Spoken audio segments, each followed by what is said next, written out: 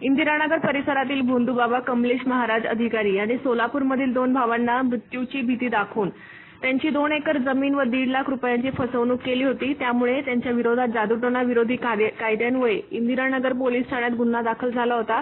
आणखी 6 व्यक्तींनी काल तक्रार दाखल केली आहे। त्यामुळे दोषारोपपत्र अधिक मजबूत होईल असा विश्वास अन्निसने व्यक्त केला आहे। लोहगाव पुणे येथील रत्ना अशोक पाटील या महिलेस शारीरिक त्रास होता, त्यासाठी तंत्रविद्या करावी लागेल या बहाण्याने भोंदूने स्मशानात अघोरी पूजा करत व पशुबळी देत 4 लाख रुपये उकळवले। त्यासाठी त्यांनी उज्जैनला नेण्यात आले असून काही दिवसांनंतर पीडितेच्या परिवाराला कोलकाता या ठिकाणी विमानाने नेऊन महाकाली देवीच्या ठिकाणी त्यांनी अघोरी पूजा करण्यात आली।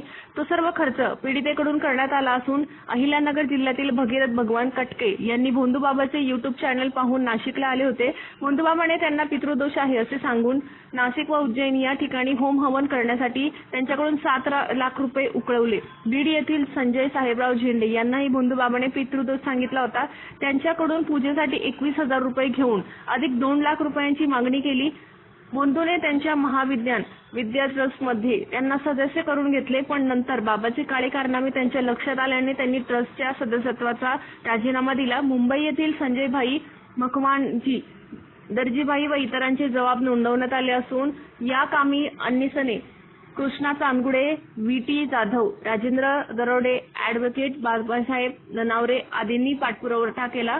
सहाय्यक पोलीस निरीक्षक भूषण सोनार हे अधिक तपास करत आहे। आणखी कोणी पीडित असेल तर अन्नीस किंवा पोलिसांशी संपर्क साधावा असे आवाहन अन्नीसने केलेले आहे। स्टार न्यूजसाठी मोहसिन पठाण, नाशिक। अघोरी पूजेची भीती दाखवून सोलापूरच्या 2 सख्ख्या भावांचे आर्थिक आणि मानसिक शोषण केल्याची तक्रार अंधश्रद्धा समितीकडे आली होती।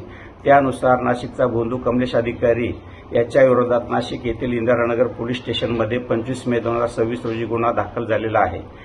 अंधश्रद्धा निर्मूलन समितीच्या कार्यकर्त्यांच्या आवाहनानुसार त्यानंतर पुणे, बीड, अहिल्यानगर, मुंबई येथून या भोंदूच्या विरोधात तक्रारी दाखल झालेल्या आहेत। यानंतरही अंधश्रद्धा निर्मूलन समितीच्या वतीनं आम्ही नम्र आवाहन करतो की ज्यांना कुणाला ह्या भोंदूने फसवले असेल, शोषण केलं असेल, त्यांनी इंदिरानगर पोलीस स्टेशनमध्ये तक्रारी तातडीनं दाखल कराव्यात, जेणेकरून या भोंदूला सक्त सजा होईल।